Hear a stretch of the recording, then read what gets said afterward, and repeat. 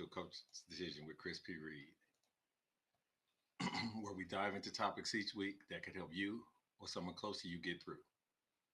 Many of my clients are skilled at the game of life, but there are times when you have to protect them from themselves. There are times where they need a coach's decision. My top client and producer has decided to give you, the audience, a glimpse into his session each week to help him navigate these moments live. What you got for this week?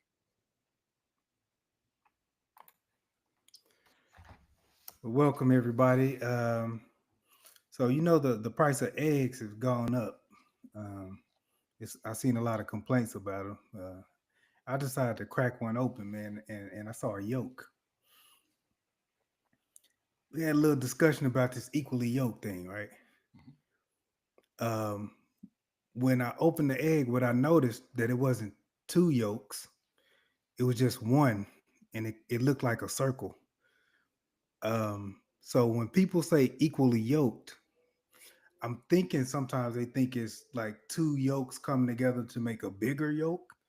But do we really mean when we say y'all need to be equally yoked that y'all really need to be equally half yoked?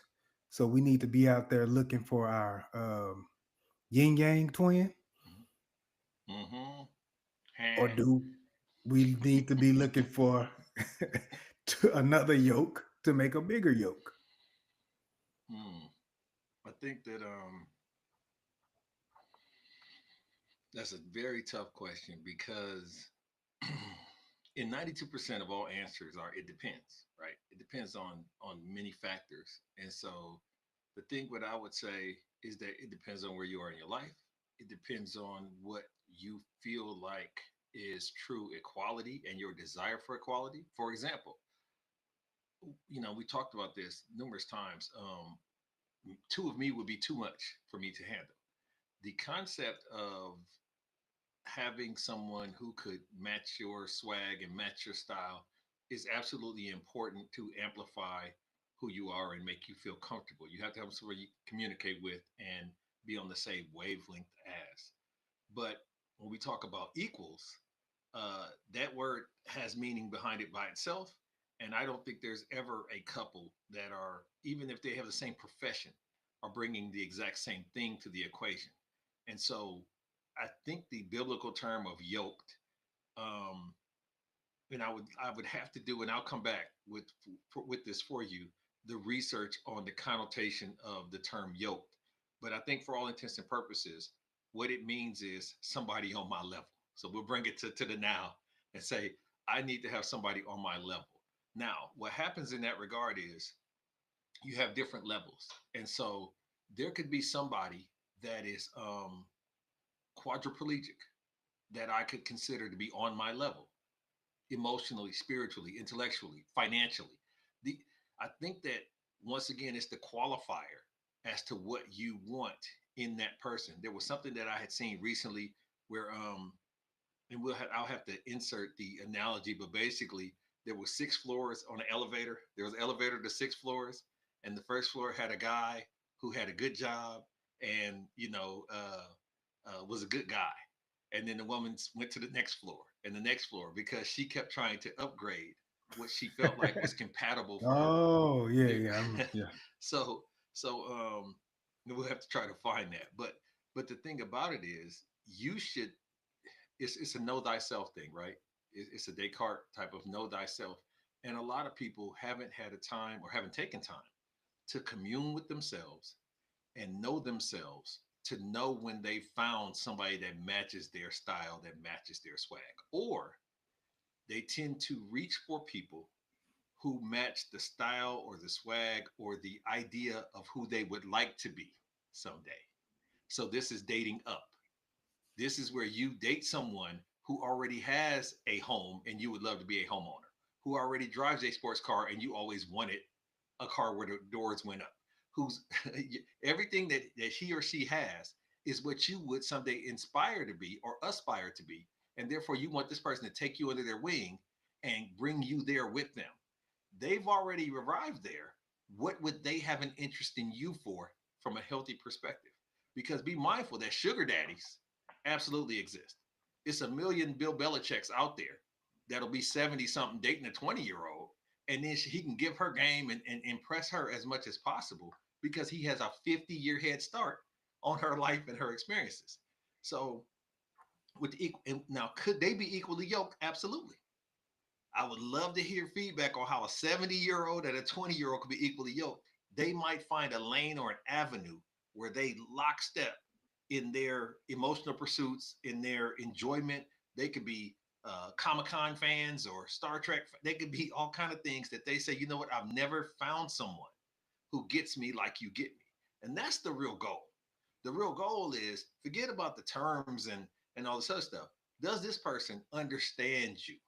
Does this person get where you're coming from and where you've come from and what you're going for?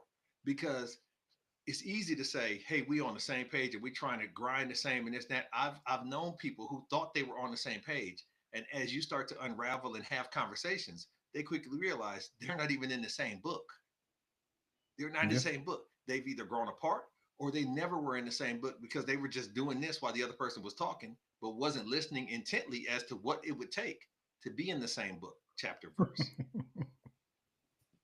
So one of them just wanted to exercise their neck, while the other one was trying to have peace. So it does equally yoked go for friendships? It should. It should.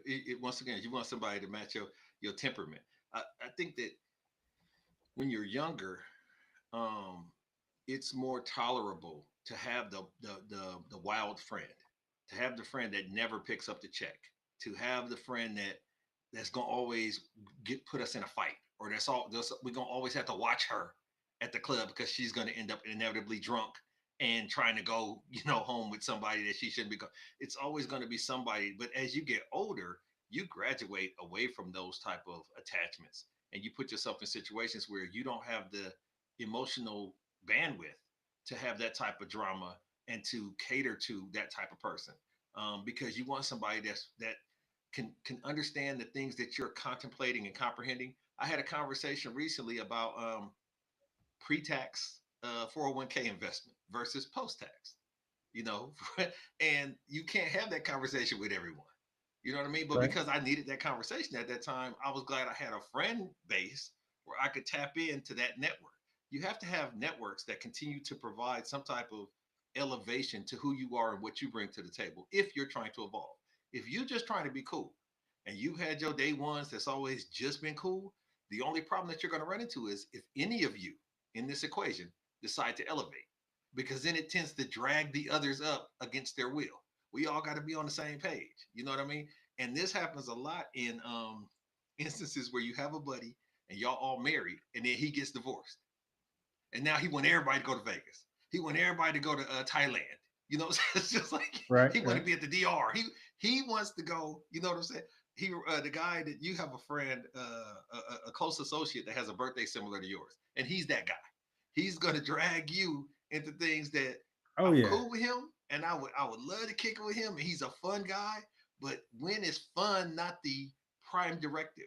When is fun something that you retire as the rationale behind why you do things? Those are the things you have to watch out for as you navigate through life.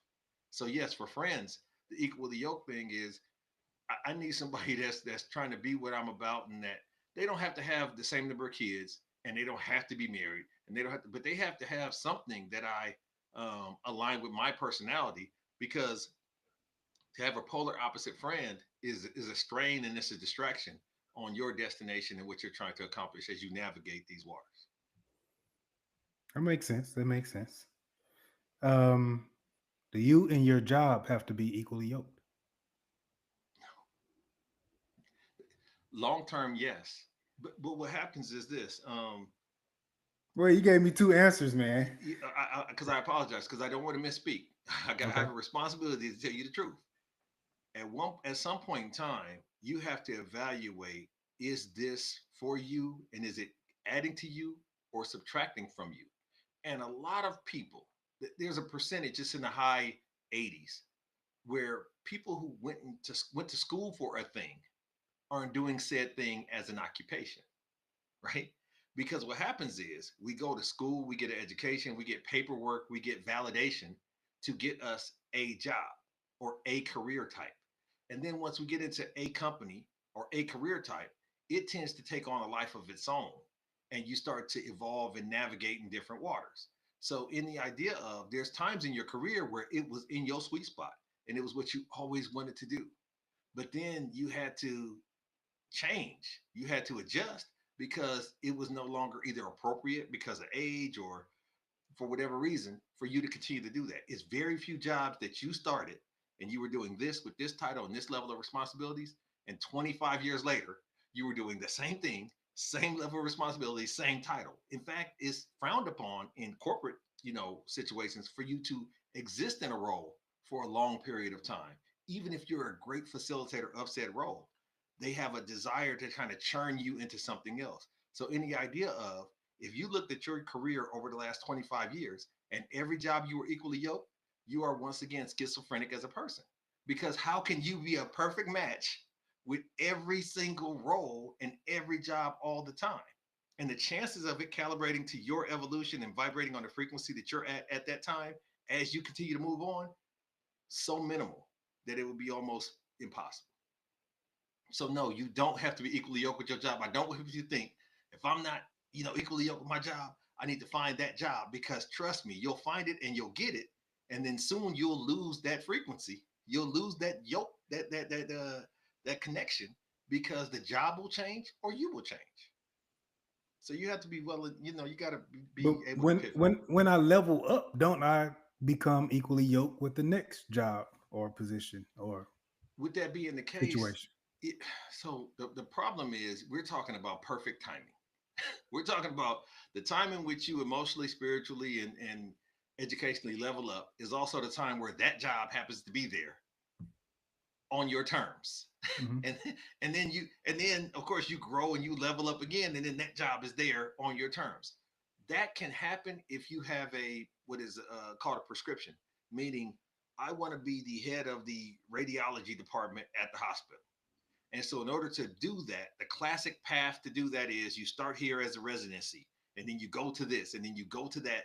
And it is created to build you to be able to encompass that responsibility as the head of a radiology department. But most jobs are not like that. There is no job that says if you start here, you'll end up as the CFO, you'll end up as the COO, you're in a, and they stair step you in that. That just jobs just don't do that anymore. There's no starting in the mailroom and becoming a CEO anymore. That just doesn't happen. And so the idea of the reason why I'm very cautious as I express this to you and your people is because I don't want people to get distracted and disgusted when they look around and it's not what they thought it was going to be, or they look around and they're not evolving at the same pace and rate at the job or the position or the responsibilities. It's not always going to be lockstep.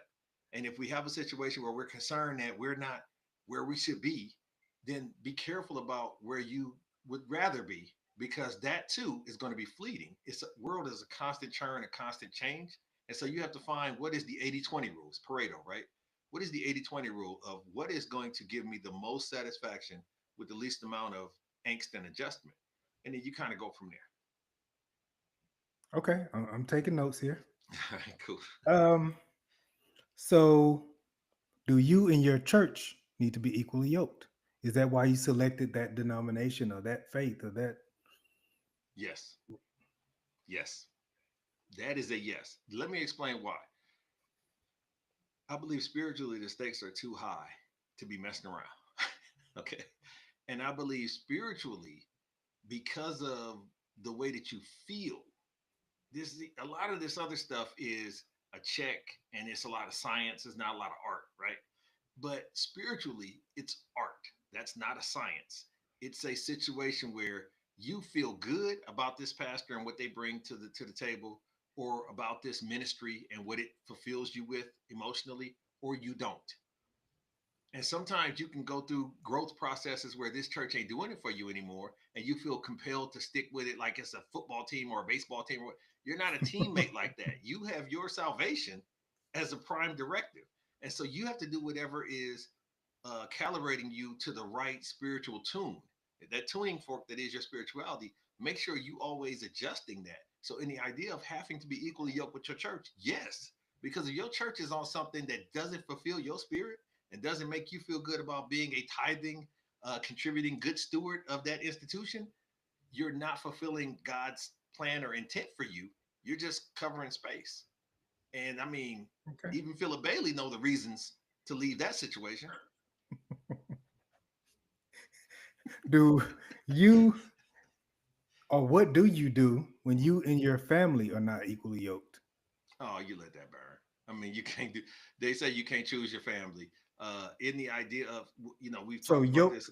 yoke It's never, yeah. It's is rare. It's so rare that a family. It takes a strong grandfather, grandmother that beats that into the family for them all to be thinking the same and doing the same and acting the same. It's rare that mhm. I've run into families where all of them is dentists. I've run into family where all of them is politicians. But when you really sit down and talk to those people who inherited that family business or that family dynamic, they own a restaurant. Everybody's worked in a restaurant for 7 generations. It's a lot of them. I'm sorry, let me be clear. There are some that resent the destiny that has been handed to them. Okay. So the idea of who's the black sheep and what's a black sheep, it all depends on who's the arbiter of this designation of the sheep, because it's okay for you to be on your own and do your own thing and have your own vibes and your own desires, The but a choice lot is yours. you can get with either one, right? so but the problem is, a lot of these folks that you talk to, and I have someone that's a client of mine, and they're an entrepreneur because their parents was entrepreneurs and their grandparents was entrepreneurs. And what you realize is, a lot of that person's spirit is not necessarily entrepreneurial. It's they would love to be corporate. They would love to, just be settled and be cool. They don't want to be in the rat race and chasing this and chasing that. But that's all they've ever known, and so they are attracted to people, and their partner has to be someone that's non-entrepreneurial. The problem is, in those relationships, that's always tough. When I get off at the same time every day and my check is the same every day, then it's hard for me to be with a person long term whose hours are all over the place and we can't schedule vacations and we get, they can't shut it off because if they don't work, we don't eat, type of Mhm. situation. And obviously that's not literal because my job will feed us. But the moral of the story is, you have to look at those things and say, okay, um, how does that work in this situation? Because having a family where everybody's the same clone of each other, or there's a certain reputation, all the whinings don't sing. I mean, we think they do because there's so many of them that have record deals, but not every single one is writing and singing music. It's certain things that happen where you can jettison yourself away from the family comfortably without feeling compelled because my last name is Kennedy, then I'm a politician. They're not all politicians. And, I think that's something that is age old, but that comes from uh, old times where you had caste systems. And if your dad was a cobbler, then if your dad was a blacksmith, then you was a boy, you was going to be the next blacksmith.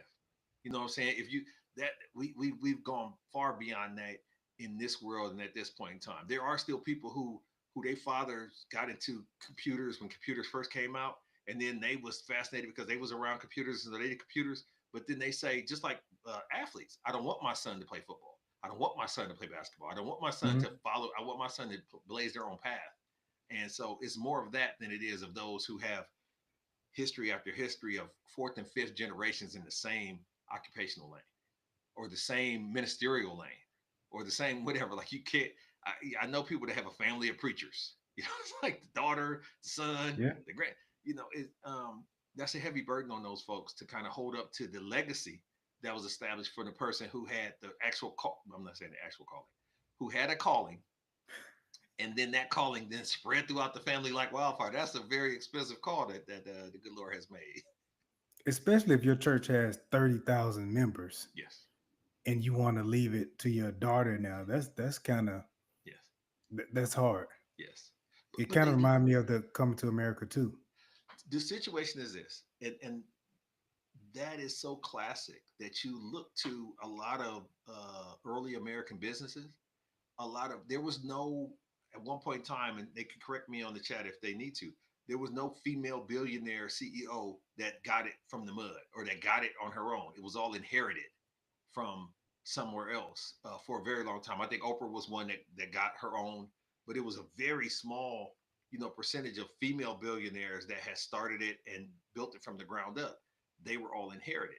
And there's a lot of old business, old money, the Waltons and such, where a lot of their money was inherited from the sweat and labor of their predecessors. There's nothing wrong with that. I would love to have a trust fund. Okay. But in the Me idea too. of what stipulations does that come with? What am I supposed to be entitled to do because I inherit the family name? Those pressures are not as simple as the trust fund would make you believe. You think if I had a rich mom and dad, or I was a, we, me and my wife talk about this all the time, where Bill Gates said he's not leaving anything to his children, and Magic Johnson said I'm leaving everything to my kids.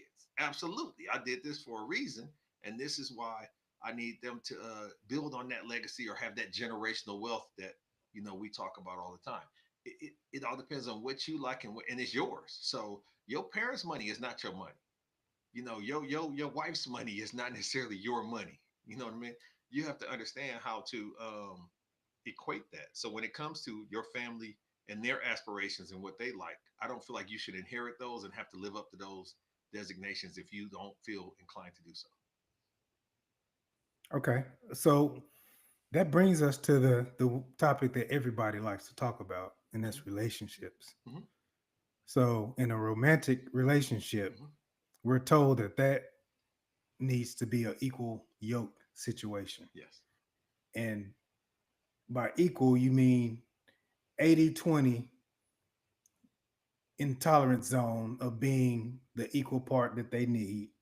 And by equal, you also mean match. I'm reading my notes here. Yep. I'm listening. Yep. Yep. So in a relationship, does sometime does the yoke become unequal? Yeah. Yeah, heck yeah. And I like to use the term frequency, obviously, because Okay. old radio dials, right? And so sometimes the frequency will get off, and you need to adjust the dial a little bit. Long-term relationship. You talk to an old couple, there are phases that they go through. They started off on this. Obviously, they started off powerful on the right same frequency, and that's what got them to get married and buy this house and have these kids and plan this life together. And then there's hills and valleys, right? There's times where you're not vibing on the same accord as that person, and this is why, as opposed to being committed to that person, you have to be committed to the commitment. So if you commit to the Okay. commitment, then no matter what's going on with that person at that point in time, and they're committed to the commitment, you'll you'll be able to make it through those moments and come out on the other side and say, okay, that was a little tough that month, that week, that day, or whatever it was, but it didn't destroy everything. It's just so easy to get divorced now and so easy to explain away why I decided I wanted to do something different and people accept it. I think, we're a society of peer pressure. If it's not acceptable, then we tend to stay away from it. And when it becomes acceptable, these struggle stories or this negativity or sensationalism in the media, now that that's acceptable, you find it more and more rampant. It's a flywheel effect. It just keeps getting faster and faster, hotter and hotter. You have to be a special person to kind of deny that and shield your relationship from that outside noise and not be distracted and deflect within the relationship. If you bring things to the square and say, hey, when we first started, we said this, this, and that. Obviously, five of those things aren't still existing. Something has changed. Why and what? And then they have to be honest enough with themselves and you to say, I realize I said I wanted to, you know, great example. Great example. I had a client and they were talking about moving to Florida when they retired. And then the kids got old and the baby girl got old and got married and moved somewhere else. And then when baby girl moved somewhere else, the mother said, I want to be close to where she is so I can be close to the grandkids. But it wasn't Florida. So for 25, 30 years, we talked about Florida. We done went to visit. We done scouted it out. I have created this picture in my head about Florida. And all of my investments and savings and everything is Florida. Now this baby has decided she want to live in Connecticut, which is not Florida, right? Is the and grandkid named Florida? right, that's the closest he gonna get. That's the closest he gonna get to Florida. Is if we named the dog Florida when we moved there. That's very unfortunate, but it's not uncommon because the whole right to change my mind thing. But sometimes when the stakes is too high, you can't have somebody waffling in those situations. So you have to be mindful of that. But when we talk about the equal yoke situation, it's always best to continue to have a conversation to reevaluate. Are we still on the same page? Are we still thinking the same thing? And in a young relationship, that happens way more frequently. That needs to happen. Excuse me, way more frequently than in an established relationship. So in the beginning of a relationship, the first 2 or 3 months, 4 months, over communication is essential if you're of a certain age. The reason why that is if you're over 35, you pretty much setting you're old dog. These new tricks don't really work. Now that person can expose you to different things and new things, but you have to let them know I don't usually like Thai food. I usually don't like to go hiking. I usually don't like to stop faking it and acting like you're this person because you're signing up to be this person in perpetuity.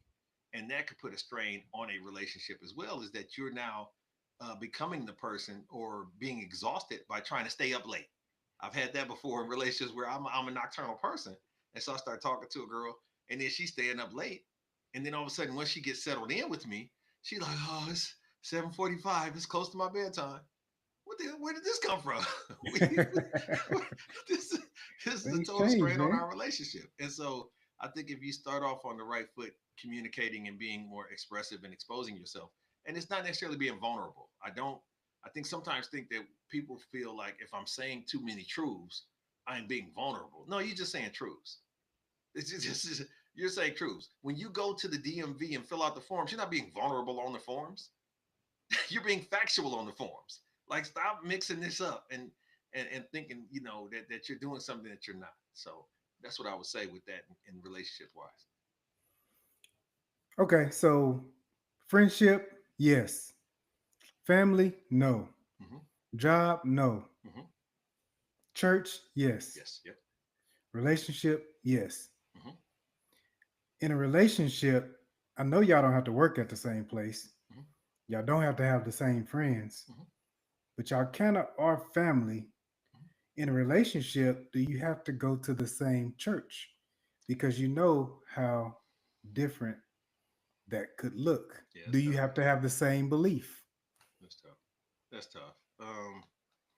That's tough. That's tougher than the last name because you can't hyphenate a church.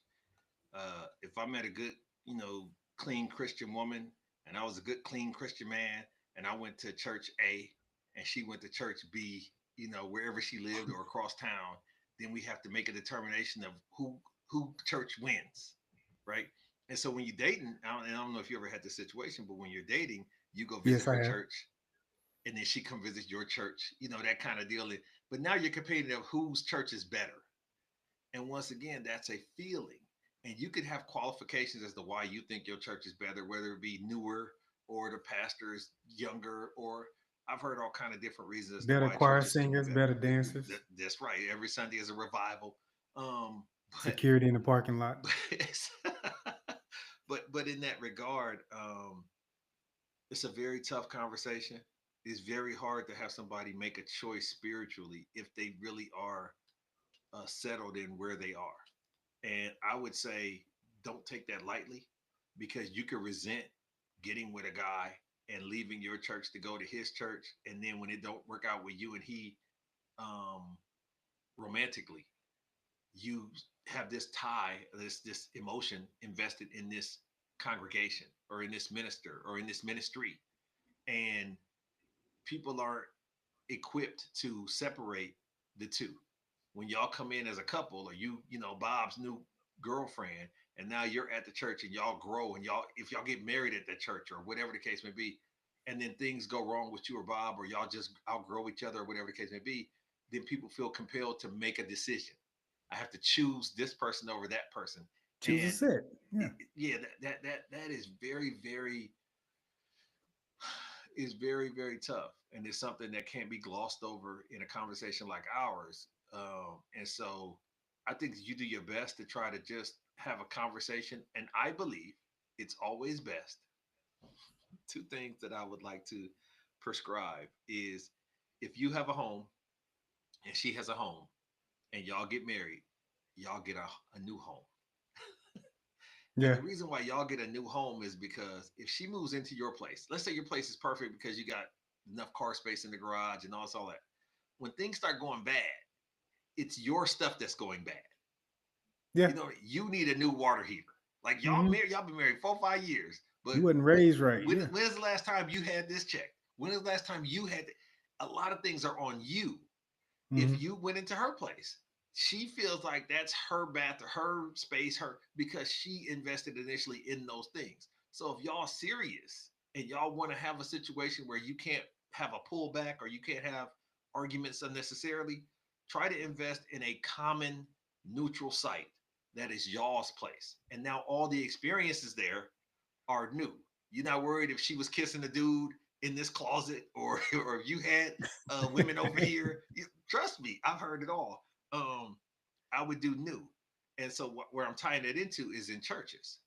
If she's very, very dedicated to her church and you're very, very dedicated to your church, y'all need to go, y'all need to look for a new church for you two to join collectively together. And y'all start there. Find a church that where you can meet in the middle and y'all can praise and worship at that new place where neither one of y'all have old girlfriends, old boyfriends, a history or reputations that have been established. Now y'all come into that church as the new couple, and that's the reputation that you then have. That's probably the easiest way to do it. Yeah, that's some good sound advice. I don't know. Some people are married to their church. Um, You shouldn't I be, like. but the Bible does not say that. He's he says love your husband or wife as I love the church, not love the church and then love your husband and wife. If you got something left. Yeah, if it's under. So I like what you're saying because it's like build together. Yes. So once you build this egg, Mhm. how do you protect this yolk? Communication. What's the security? It's communication. Is it because people are going to change and people are going to attack and the devil going to be busy and all these other things you could say. You have to continue to communicate as to whether you're still on that. Once you establish that, whatever that is, and she signs up for that, and now you say, okay, I got a real one that's down with me buying more properties or taking this percentage of my check and putting it into retirement, and she understands the plan. If and when you change the plan, communicate that early and often. Do not just feel like she trusts that I'll do what's best with the plan and I don't have to run everything by her. Don't have a secret, separate, nothing.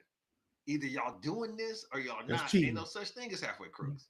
You know what I'm Yeah. saying? You can't try to split the baby. And that's the thing. I think that if you feel like you're at that level now, it is absolutely okay to openly and candidly say, I am not in a relationship where I feel like I am equally yoked with my partner. I am not in a relationship where I feel like my partner can handle all of my thoughts, ideas, and dreams. And therefore, I shield those things from my partner in order to protect the relationship. Now, good luck if that stuff is ever discovered, but you got to do what you got to do to be good. I have a person that I work with that says, "Oh, my boss, not my boss. I'm sorry, my Freudian slip.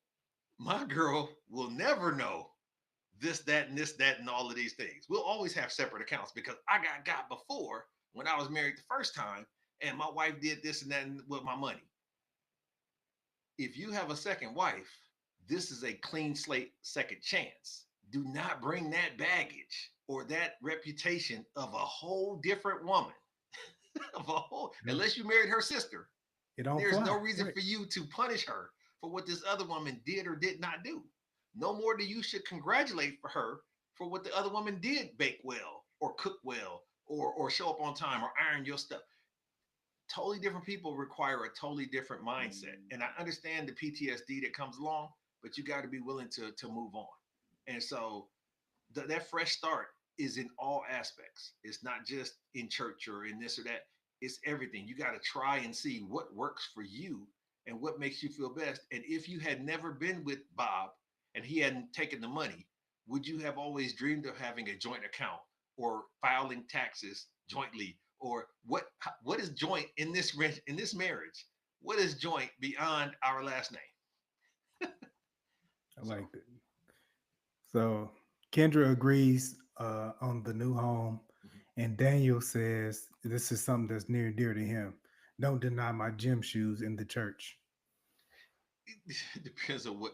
Listen, here's the situation. Right now, they creating a new pope. Okay, Yeah, I guess, yeah, They're they're creating a new creating. pope. Yeah, they're creating a new pope. Yeah, it's a person that's going to be appointed to the title of pope, the head of the Catholic Church. That's a ceremony that's going to occur. I almost guarantee you can't wear gym shoes to that ceremony. Sometimes you have to dress for the occasions. There are churches that say come as you are, but sometimes you have to be respectful enough to dress for the occasion. So any idea of individuality and wanting to do you and be you have to do that where it's allowed. You can't be mad at the Catholic Church because you can't go to the Vatican in some Yeezys or some Air Force Ones or some whatever. That's not appropriate there. So keep in mind, and I'm using that as an extreme example, but in the instance of your local church or your local whatever, you have to be comfortable with places that allow for you to be yourself. But then you have to realize I'm trying to be myself at what cost?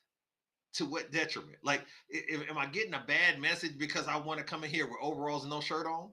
Like, you know what I'm saying? Like, what what am I trading for? It's an opportunity cost, right? Economics always talks about opportunity cost. What am I giving that for? What am I gaining?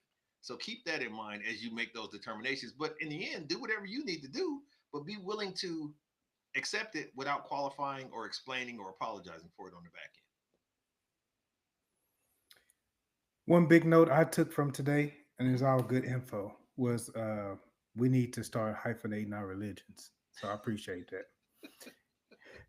And Daniel said he has bad feet. What closing thoughts you got for us, man?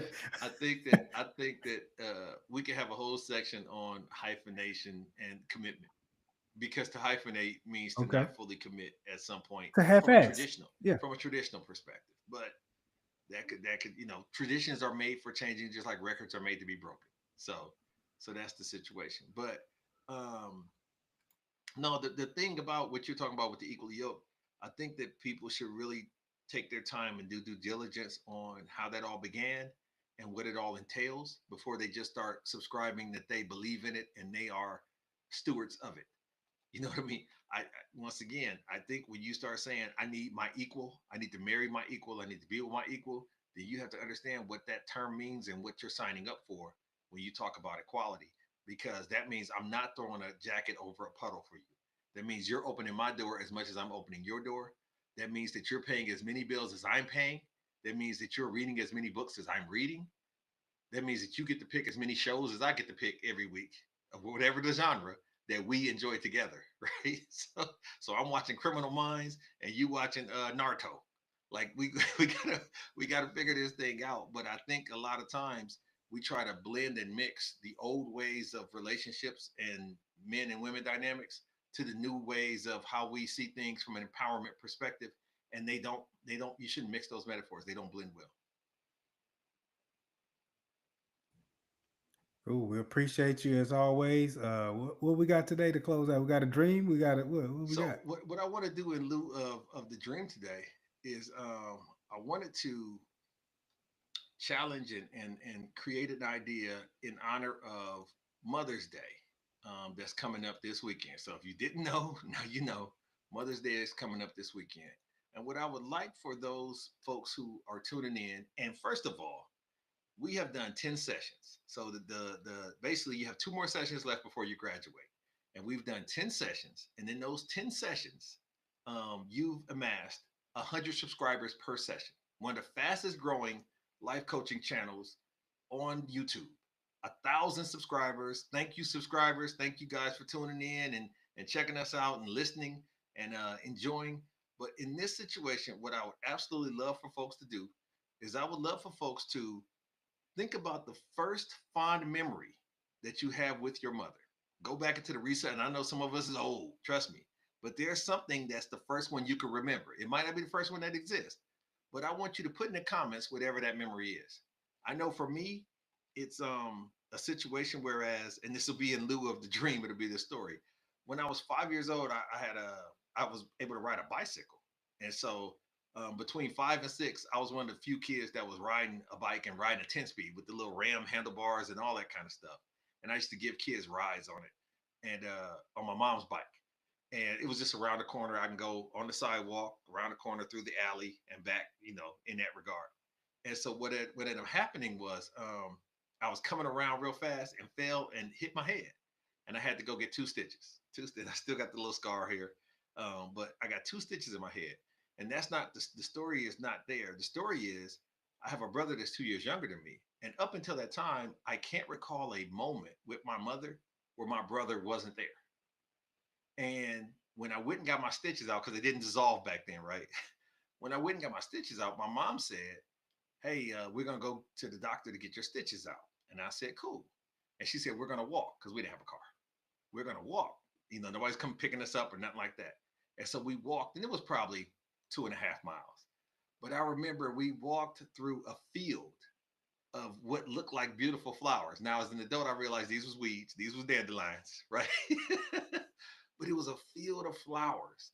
And the reason why that was so impactful for me as a 6 year old, 5 year old kid was my mom always got on me and my brother about walking through people's grass. But on this day, she was like, "We're going to cut across here to get to the hospital." And I remember thinking, we're going to get in trouble because we're going through somebody's flowers and walking through their grass. And it was just a fond memory of me and my mom and her holding my hand and me trusting her to walk me into grass that I shouldn't have been walking in, into this field of flowers. And of course, when you're a child, everything seems huge, like it was as big as an ocean. But as you get older, you go back and look, that was, 17 steps. But that's the first fond memory I have with my mother. And so I'll remind her of that when I see her this weekend. But it'll definitely be something that I, contribute to our relationship. And I'm glad I still got her. And for those who don't have theirs any longer, there's still a good opportunity for you to have these memories because that's how you honor them. Not only for your generation but for the next generation. And so just try to think back on the first fond memory that you have and put it in the comments to honor your mom on Mother's Day. And I would like to tell you Happy Mother's Day if you're a mother. And I would like to wish your mother a happy Mother's Day for those who are here and those who are not. I appreciate them having you and continuing with the cycle of humanity that encompasses this world. And so that's where we are with that. And so just wanted to give that as a challenge. And you can do that either on the comments on the Friday session when it comes out at 9 p.m. That would make it stay with the assignment, make it stay in YouTube in perpetuity. So come up with those. And then Friday at 9, this episode is going to air, and you come and put those in there in honor and tribute to your mother for Mother's Day, and that'll be greatly appreciated from Coach's Decision. All right. So, anything else that you want to have before we sign off here? No, I'm good. I just want to thank everybody for showing up, watching, subscribing, commenting. Y'all making this entertaining yet very productive. I think we're Absolutely. learning some stuff. I may have been left back, so I may not graduate in 12, but I'm making progress. Well, I appreciate the people, contributing and things of that nature. So, we will do this again next week live at 9 p.m. And we appreciate you coming. Make sure you keep coming every week and make sure you keep liking, commenting, and subscribing. And we'll check you guys out next week. Bring your baggage, drop it off. We'll unpack it. So until then, take it easy, or at least take it how you can get it.